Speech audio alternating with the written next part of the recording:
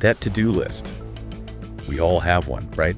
Just filled with those tasks we enthusiastically started but haven't quite, well, finished. That kitchen drawer, maybe learning that new software or, finally getting around to writing that thank you note. Yeah, the little things pile up. Exactly.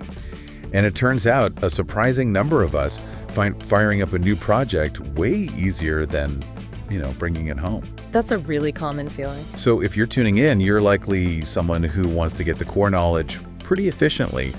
And you've probably wondered why that last stretch to completion can feel like running through trickle sometimes. Yeah, definitely. Today, we're giving you that shortcut. We're diving deep into why finishing can be such a challenge and, crucially, what we can actually do about it. Exactly. And this isn't just about acknowledging the problem, is it? It's about really understanding the nuts and bolts of why we get stuck. Yeah. And equipping you with practical, evidence-based strategies to, break through those barriers. Oh. Our roadmap for this deep dive is Dr. Jan Yager's book, How to Finish Everything You Start. Okay, Dr. Yager. Yeah, and she spent, decades researching time management and productivity. Her books on the subject are recognized globally, translated into tons of languages. Wow. And they've earned endorsements from business leaders, authors. It's a real testament to how practical her work is. Okay, so she knows her stuff. Yeah. So our mission today is to really dissect this failure to finish syndrome, as she calls it. That's the term. We're not just skimming the surface here. We're getting into the underlying beliefs, the behaviors, even those ingrained bad habits that often derail our best intentions. Yeah, the dumb stuff. And more importantly, we're extracting the actionable insights, the tools and techniques from her research that you can start using right away to actually complete those lingering tasks. That's the goal. This isn't about adding more to your already packed schedule. It's about getting a handle on what's already there and finally experiencing that satisfying click of done. Yeah, that feeling is great. The book even includes a self-assessment, which I suspect will resonate with a lot of us, who've got a graveyard of good intentions somewhere. Yeah, I can relate to that. Well, one of Dr. Yager's core observations is that the sheer volume of things we try to juggle, especially now, often sets us up for this cycle of incompletion. Too much going on. Exactly. She highlights something she terms distractionitis. Distractionitis. Yeah, that constant pull of our attention from one thing to another and then another. What? The consequence, well, it's a landscape littered with partially completed projects, and that pervasive feeling of being spread way too thin. Distractionitis. Yeah. Yeah, that really nails that feeling, doesn't it? Yeah. Our attention just feels constantly fragmented. Oh, well. And as the book points out, the repercussions are, tangible. Professionally, it can erode team trust, maybe even jeopardize careers. Right. It has real consequences. Personally, maybe it's that half-renovated room that's stopping you moving house, or those fitness goals perpetually on hold. Dr. Yager's survey really put this into perspective. It revealed the top unfinished projects. And they range from work stuff like making a vision video or finishing an online class, even completing a degree. Wow, big thing. To really personal aspirations like spending more time with family, losing weight, or even life milestones like getting married, just lingering on the low. Getting married, okay, so it affects everything. Pretty much. And what's particularly insightful is the difference in how people experience starting versus finishing. Yeah, you mentioned that earlier. Dr. Yager's survey found that a significant chunk, 39%, reported starting as easier. Okay, nearly 40%. Yeah, compared to only about half that number, around 19.5%, who found finishing to be the easier part. Interesting split. And this pattern held true across respondents in both the US and India, which is quite telling. Okay, so it's not just a cultural thing necessarily, but here's where it gets really interesting for me. Because a substantial 40% in both countries said that the difficulty of starting versus finishing depends on the project. The it depends group. Exactly. Right. Which suggests that the struggle isn't always some universal personal failing, right? Right. It's often tied to the specific characteristics of the task, or maybe how we see the task itself. That makes a lot of sense. It's not a one-size-fits-all problem. Which means our solutions probably need to be varied too. However, as the book emphasizes, for that big group, that 39% who find starting a breeze but then stumble at the finish line, understanding those roadblocks is absolutely crucial. And Dr. Yager argues that many of these roadblocks are internal. They stem from our own beliefs, our behaviors, those ingrained habits. Okay, inside jobs. Yeah. She's identified 22 of these, actually. But let's maybe focus on some key examples. Great idea. Where should we start? Well, how about the fear of failure? Ah, classics. The book explains that sometimes not completing a task becomes this subconscious way to avoid potential criticism or, negative outcomes. Right, like if you never finish it, no one can judge the final product. Exactly. But the irony, of course, is that by leaving things unfinished, we often guarantee the very failure we were trying to sidestep. Like that draft report that just never sees the light of day. Precisely. It fails by default. It's like our brain is trying to protect us, but it's actually, shooting us in the foot. That's a good way to put it. And Dr. Yager offers a really practical way to tackle this fear, doesn't she? Something about visualization. She does. It's about consciously imagining both the best case and the worst case scenarios of actually completing the task.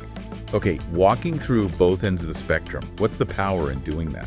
Well, by mentally walking through those potential outcomes, you're essentially taking some of the emotional charge out of them. Oh, okay. The worst case often isn't as catastrophic as our anxiety paints it, Right, we tend to blow it out of proportion. And visualizing the best case can provide a really powerful boost of motivation. It shifts the focus from just vague worry to actual concrete possibilities. I like that. Moving from fear to possibility. Okay, what's another big internal roadblock? Then we have perfectionism. Oh boy.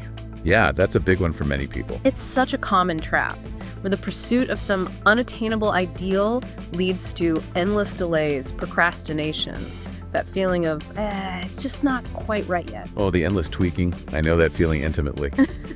So what's Dr. Yager's advice for those of us who get caught in that perfectionism loop? She offers several strategies. First, it's about cultivating self-awareness, just recognizing when those perfectionist tendencies are kicking in. Noticing it. Yeah. Then actively challenging the notion that everything has to be flawless. The aim shifts, maybe, to attainable excellence. Attainable excellence. I like that phrase. Striving for high quality without getting paralyzed by needing absolute perfection. Makes sense. The book even suggests that sometimes delegating can help break this cycle because someone else might have a more pragmatic, good enough approach. Right, getting it out of your own obsessive hands. And it also touches on how early life experiences, maybe from parents or even relationship dynamics, can fuel those perfectionistic tendencies. It's about reframing good enough, not as settling, but as actually being efficient and effective. Precisely. What other internal hurdles does the book cover?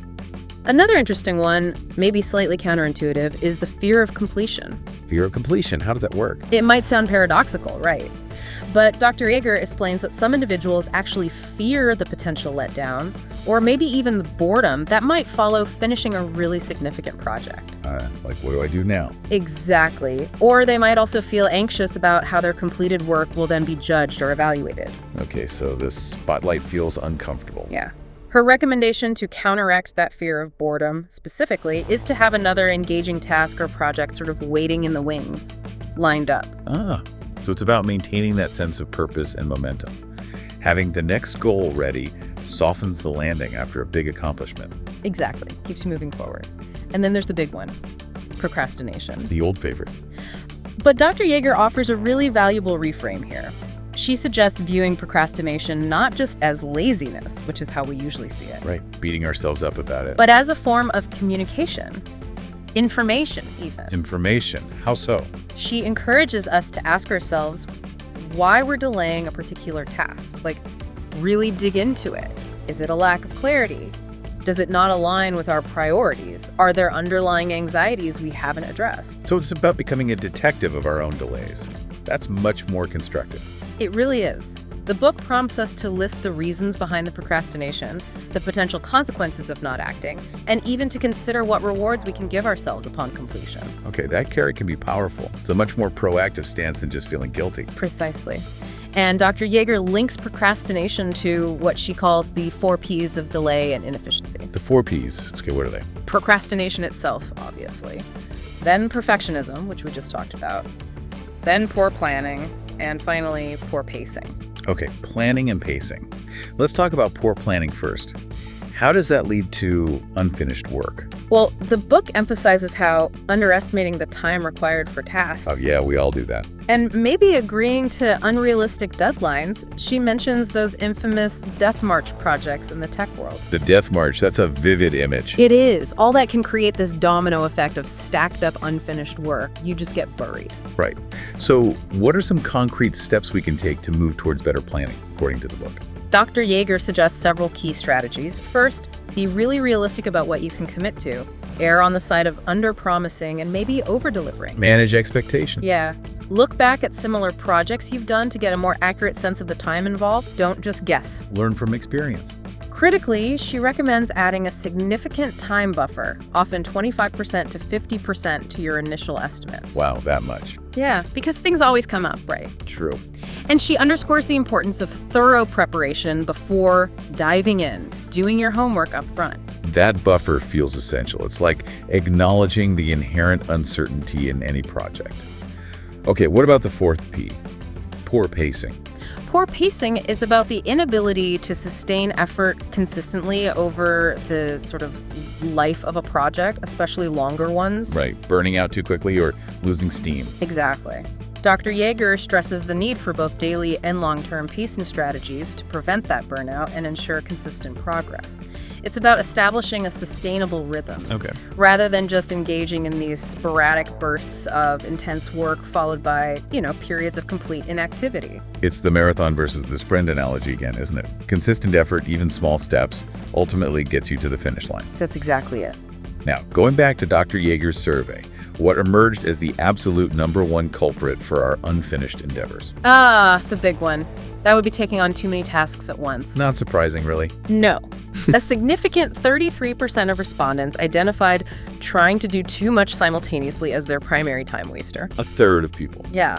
And Dr. Yager uses a really relatable analogy, comparing manageable physical mail to the relentless onslaught of digital notifications on our smartphones, Oh, yeah. illustrating how easily we become overwhelmed and our focus just gets, scattered. That digital deluge, it truly contributes to that feeling of never being able to fully concentrate on one thing. It's constant interruption. It really is. What other internal barriers does the book highlight? There were 22, you said? Yeah, quite a few others play a role, things like disorganization and just general clutter. Clutter makes it hard to focus. Exactly. It makes it difficult to locate things, focus on the task at hand, often leading to that frustrating cycle of jumping between half-finished projects. Frustration, too. When it's not managed constructively, it can easily derail our efforts. We just give up. Right, throw your hands up. Yeah, then there's the belief that working under pressure backfires for most people. While some might feel that adrenaline rush. Yeah, the I work best under pressure crowd. Right. But often it actually leads to increased stress, more errors, and ultimately avoidance. Slow and steady often wins the race. Good old tortoise in the hare. Pretty much.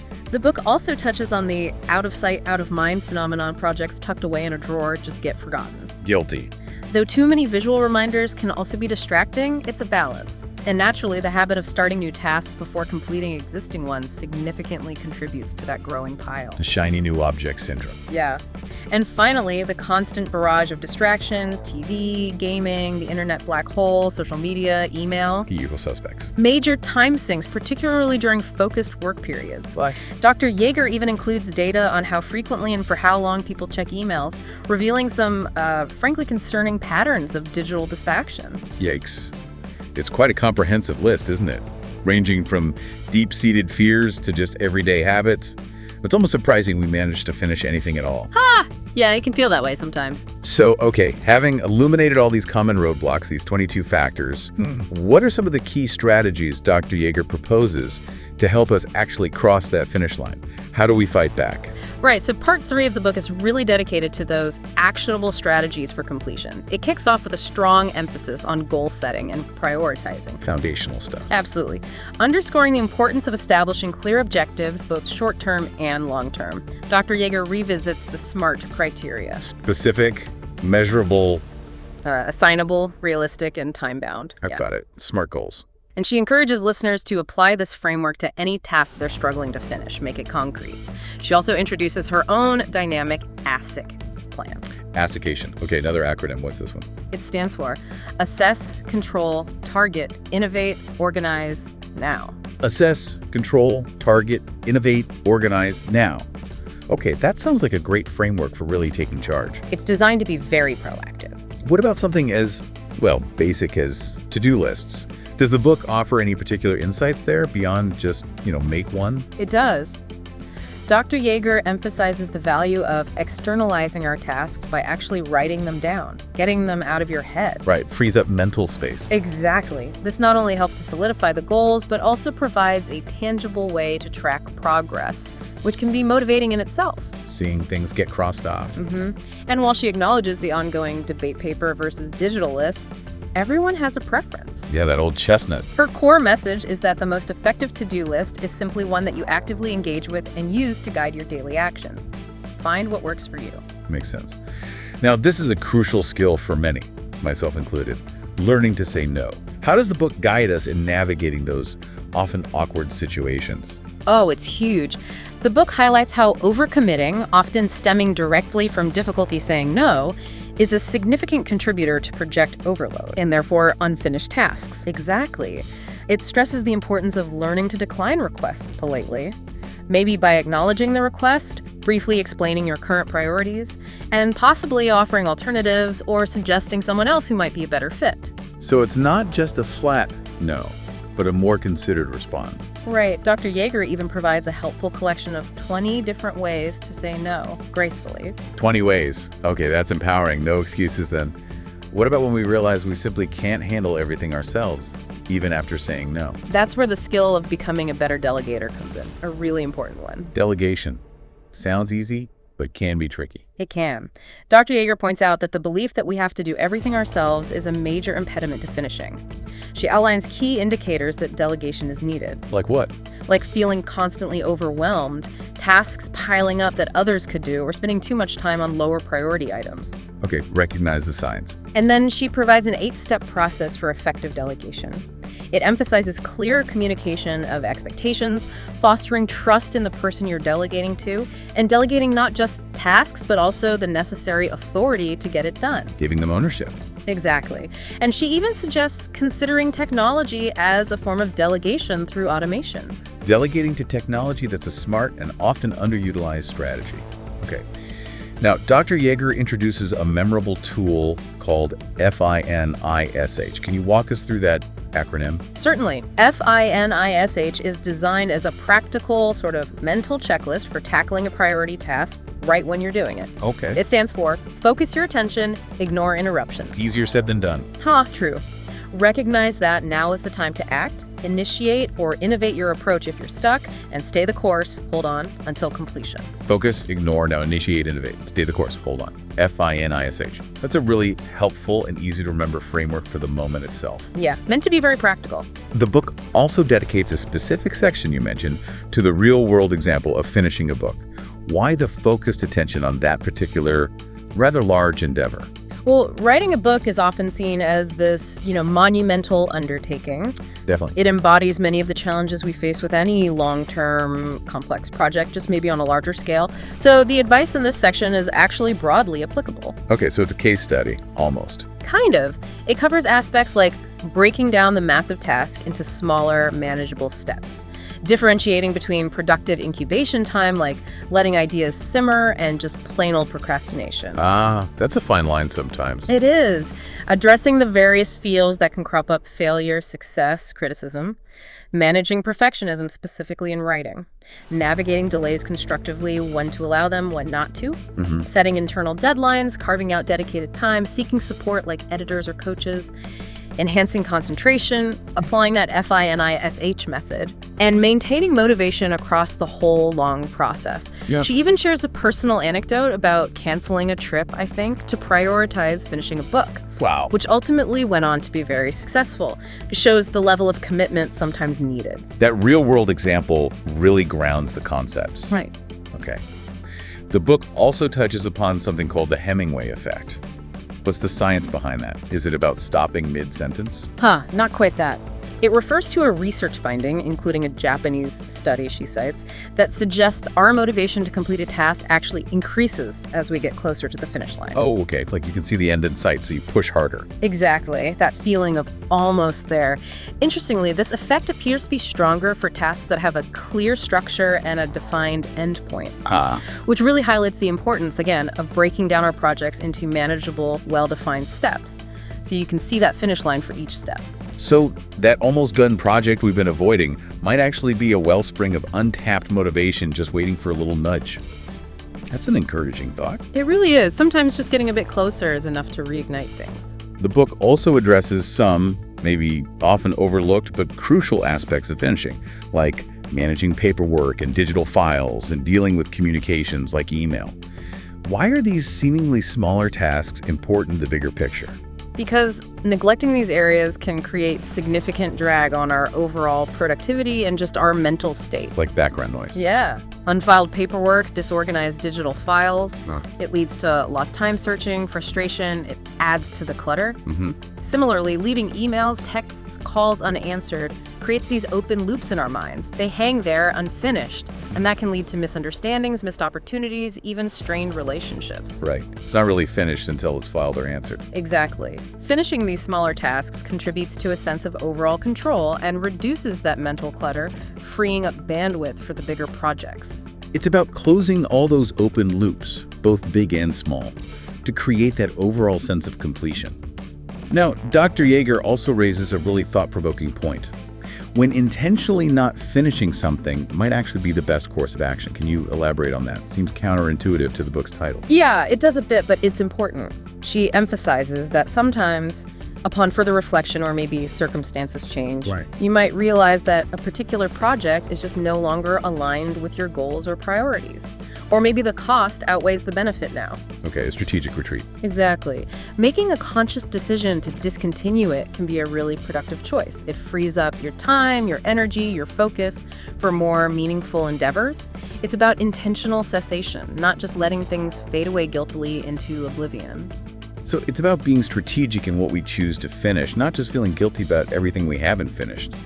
That feels healthier. Much healthier. The book also shares some of the benefits people anticipated from selectively finishing their important tasks based on those survey responses.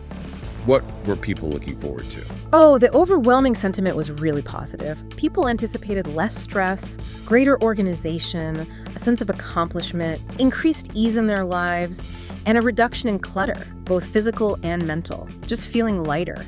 Sounds pretty good. Yeah. Only a very, very small number associated finishing with negative feelings like maybe boredom or life becoming too predictable. Okay, so the vast majority clearly recognize the positive impact of bringing things to completion. Now, for those who consistently struggle with finishing, despite trying these strategies, the book addresses the possibility of seeking help. What kind of support does Dr. Yager suggest exploring? She does cover this. She discusses the potential role of adult ADHD in difficulties with focus, organization, and task completion. Okay. And strongly recommends seeking a professional medical evaluation if this is a persistent concern. It's not just about willpower sometimes. Right, there could be an underlying factor. Right, exactly. She references Terry Matlin's work on how ADHD can impact executive function. You know, the brain's ability to manage tasks, attention, impulses. Brain's CEO, kind of. Sort of, yeah. And she points to resources like ADDA, Attention Deficit Disorder Association, and CHAD, Children and Adults with Attention Deficit Hyperactivity Disorder, for support and information. Good resources to know. What else? The book also suggests that working with a professional organizer can be invaluable for those whose main struggle is with disorganization and clutter. Getting practical, hands-on help. And for larger projects, particularly for entrepreneurs or freelancers who are juggling multiple roles, engaging a project manager could provide crucial structure, support, and accountability. Right, sometimes you need someone else to help steer the ship. Recognizing when external support is needed is definitely a sign of strength, not weakness. Absolutely. Finally, towards the end, Dr. Yager offers her top 7 tips to finishing everything you start. Can you give us maybe a brief overview of some of those key overarching recommendations, like the greatest hits? Yeah, sort of summarizing the core ideas. They include things like being really ruthless in your prioritization, focusing on what truly matters. setting realistic and achievable deadlines, that buffer we talked about. Focusing your energy on one major project at a time, if possible, rather than scattering yourself too thin. Resisting the multitasking myth. Exactly. And perhaps most importantly, cultivating a sustainable work-life balance to prevent burnout and maintain your motivation over the long haul. You can't finish if you're exhausted. So true. Okay, let's try and bring it all together then. Yeah. What's the core message, the main takeaway we should leave with from our deep dive into how to finish everything you start?